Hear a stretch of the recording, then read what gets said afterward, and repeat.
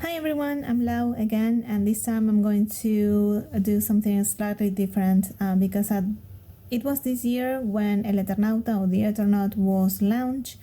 Everybody was celebrating, that such an important production happened here in Argentina, and this scene in particular became kind of like a viral moment. Why? Because the translation in English isn't as good, isn't as proper as it should be. Everybody was saying, well, this is so Argentinian that it cannot be translated.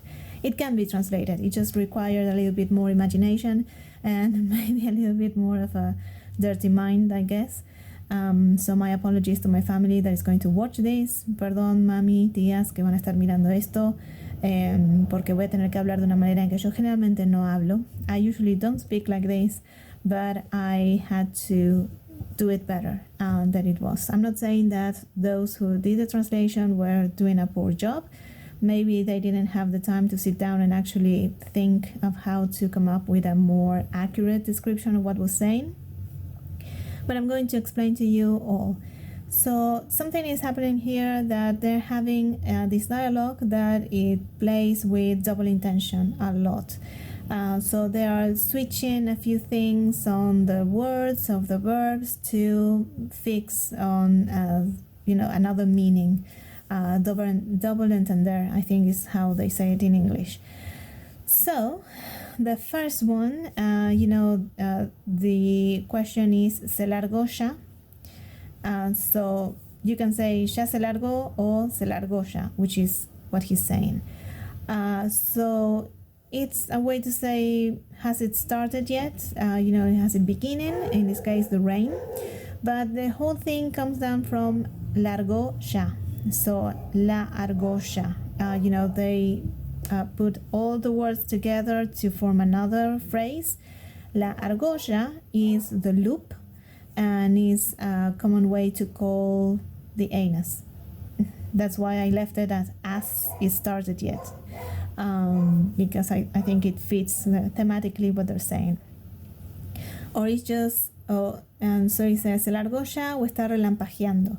The right word to say lightning is relampaguear. The verb is relampaguear, the word is relámpago. So they changed the G for a J, so relampagueando. So here in Argentina we use the word paja, which means weaker usually. We use it also for someone that is, for the act of stimulating yourself, if you catch my drift. That's why I changed it to coming hard in this case. It's, again, within reason, something that fits more what they were actually saying. Well, in here I had to change the whole word because he's saying si va, the right way to say it would be si va a llover, but he says va a lloverga. Verga is a way to call the male reproductive apparatus.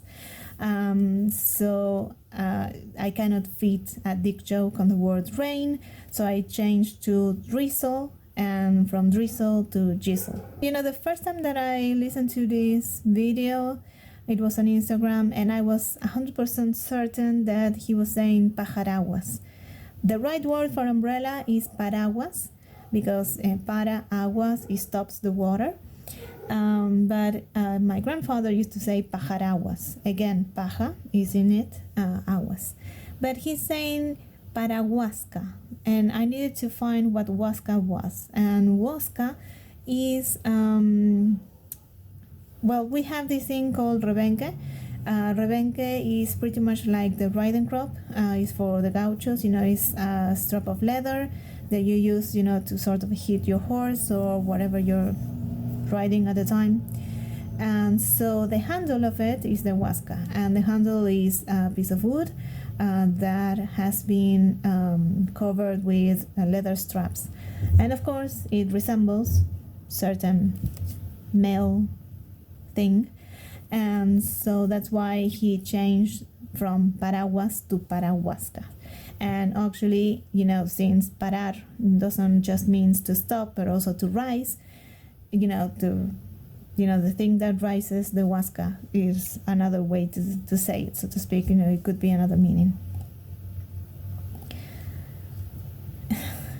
Once again, the word for shelf is repisa, but he says repija.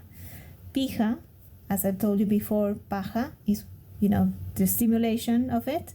Pija is the number in this case. So he put together the words repisa and pija. And because re is also a word that in Argentina we use to say very or big, to exaggerate the size of something. So, the big dick, so to speak. So I try to fix between shelf and shaft. And so shelved, I think, is the most accurate one. And this gesture, this is the only thing that is kind of more innocent of it all. It's a reference to Pepe Marrone. Pepe Marrone was a comedian and a clown from the 60s, usually.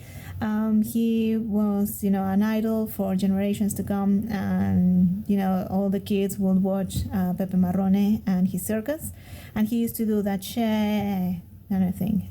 So he's paying homage to that as well. Of course, they laugh because, the silly jokes and they're men. I will never understand that.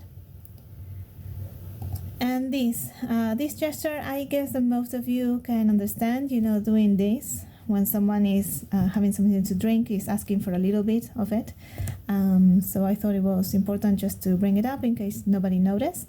That's why he's saying, Russo, Russo, can you give me a little bit? So there we have it. And yes, I agree with Ricardo Darín. They're idiots. So this was just a quick rundown of what it means and what all of it is. And I hope you enjoyed it. I hope now you understand everything a little bit better. And I'm going to bleach my eyes and my mouth and probably the computer as well, because I usually don't speak like that.